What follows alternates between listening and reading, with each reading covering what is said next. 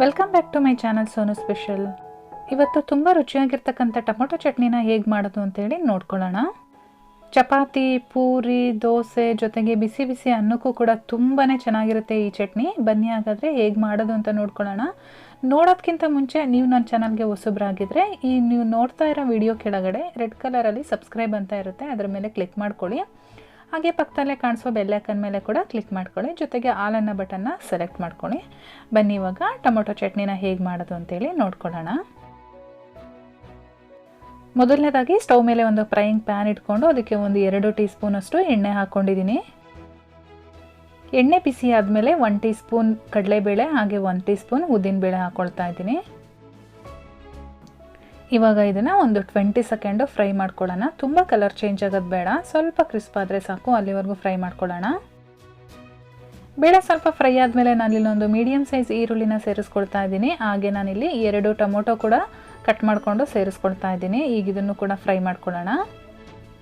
ನೀವು ಚಟ್ನಿನ ಜಾಸ್ತಿ ಮಾಡೋದಾದರೆ ಸ್ವಲ್ಪ ಜಾಸ್ತಿ ಕ್ವಾಂಟಿಟಿಲಿ ಟೊಮೊಟೊ ಮತ್ತು ಈರುಳ್ಳಿನ ತೊಗೊಳ್ಬೇಕಾಗತ್ತೆ. ಇವಾಗ ಇದಕ್ಕೆ ನಾನು 1 ಬೆಳ್ಳುಳ್ಳಿ ಹಾಗೆ 1 ಇಂಚಷ್ಟು ಶುಂಠಿ ಜೊತೆಗೆ ಒಂದು 3 ಒಣಗಿರೋ ಅಂಥ ಮೆಣಸಿನ್ಕಾಯಿ ಅಂದರೆ ಗುಂಟೂರು ಮೆಣಸಿನ್ಕಾಯಿನ ಸೇರಿಸ್ಕೊಳ್ತಾ ಇದ್ದೀನಿ. ಇದನ್ನು ಕೂಡ ಇದರೊಳಗಡೆ ಸೇರಿಸ್ಕೊಂಡು ಫ್ರೈ ಮಾಡ್ಕೊಳ್ಳೋಣ. ಇದರ ಜೊತೆಗೆ ನಾನಿಲ್ಲಿ ಒಂದು ಅರ್ಧ ಟೀ ಸ್ಪೂನಷ್ಟು ಜೀರಿಗೆ ಕೂಡ ಸೇರಿಸ್ಕೊಂಡಿದ್ದೀನಿ. ನಾವು ಹಾಕಿರ್ತಕ್ಕಂಥ ಟೊಮೊಟೊ ಮತ್ತು ಈರುಳ್ಳಿ ನಮಗೆ ಸ್ವಲ್ಪ ಸಾಫ್ಟ್ ಆಗಬೇಕು, ಅಲ್ಲಿವರೆಗೂ ನಾವು ಫ್ರೈ ಮಾಡ್ತಾ ಇರಬೇಕಾಗತ್ತೆ. ಇದ್ರ ಜೊತೆಗೆ ನಾನೊಂದು 1/4 ಟೀ ಸ್ಪೂನಷ್ಟು ಅರಿಶಿನ ಪುಡಿ ಕೂಡ ಸೇರಿಸ್ಕೊಂಡು ಫ್ರೈ ಮಾಡ್ಕೊಳ್ತೀನಿ. ಹಾಗೆ ಸ್ವಲ್ಪ ಕೊತ್ತಂಬರಿ ಸೊಪ್ಪನ್ನು ಕೂಡ ಸೇರಿಸ್ಕೊಳ್ತಾ ಇದ್ದೀನಿ. ಇವಾಗ ಎಲ್ಲ ಇಂಗ್ರೀಡಿಯೆಂಟ್ಸು ಸೇರಿಸ್ಕೊಂಡಾಗಿದೆ. ಇವಾಗ ಟೊಮೊಟೊ ಎಲ್ಲ ಸಾಫ್ಟ್ ಆಗೋವರೆಗೂ ನಾವು ಫ್ರೈ ಮಾಡ್ಕೊಳ್ಬೇಕಾಗತ್ತೆ. ಇವಾಗ ನೋಡಿ ನೀಟಾಗಿ ಫ್ರೈ ಆಗಿದೆ. ನಾನು ಇದನ್ನು ಒಂದು ಮಿಕ್ಸರ್ ಜಾರ್ಗೆ ಟ್ರಾನ್ಸ್ಫರ್ ಮಾಡ್ಕೊಳ್ತೀನಿ.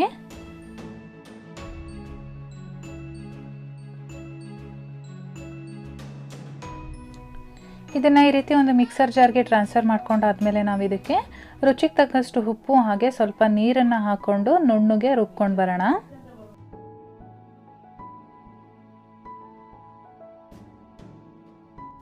ಇವಾಗ ನೋಡಿ ರುಬ್ಬಿದ್ದಾಗಿದೆ. ಇದಕ್ಕೆ ಒಗ್ಗರಣೆನ ರೆಡಿ ಮಾಡ್ಕೊಳ್ಳೋಣ.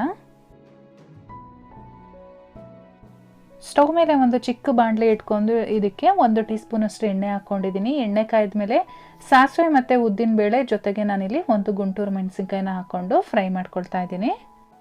ಉದ್ದಿನಬೇಳೆ ಸ್ವಲ್ಪ ಕಲರ್ ಚೇಂಜ್ ಆದಮೇಲೆ ನಾವು ಈ ಒಗ್ಗರಣೆನ ನಾವು ಮಾಡಿಟ್ಕೊಂಡಿರ್ತೀವಲ್ಲ ಚಟ್ನಿ, ಆ ಚಟ್ನಿ ಒಳಗಡೆ ಟ್ರಾನ್ಸ್ಫರ್ ಮಾಡ್ಕೊಳ್ಳೋಣ.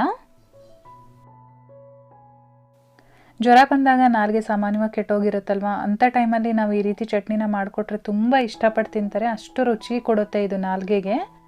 ಒಮ್ಮೆ ಟ್ರೈ ಮಾಡಿ, ಎಲ್ಲರೂ ಕೂಡ ಇಷ್ಟಪಡ್ತಾರೆ. ಇವತ್ತು ಈ ರೆಸಿಪಿ ಇಷ್ಟ ಆಗಿದರೆ ದಯವಿಟ್ಟು ಲೈಕ್ ಮಾಡಿ, ಹಾಗೆ ನಿಮ್ಮ ಫ್ಯಾಮಿಲಿ ಮತ್ತು ಫ್ರೆಂಡ್ಸ್ ಜೊತೆ ಶೇರ್ ಮಾಡ್ಕೊಳ್ಳಿ.